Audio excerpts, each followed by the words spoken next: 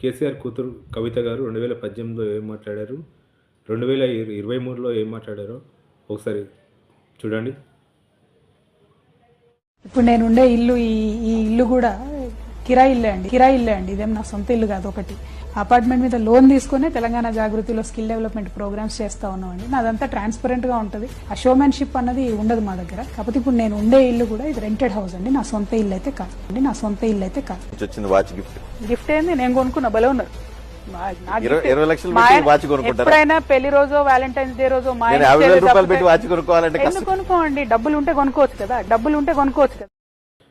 చూసారుగా ఫ్రెండ్స్, కేసీఆర్ కూతురు కవిత ఏం మాట్లాడిందో మీరే విన్నారు.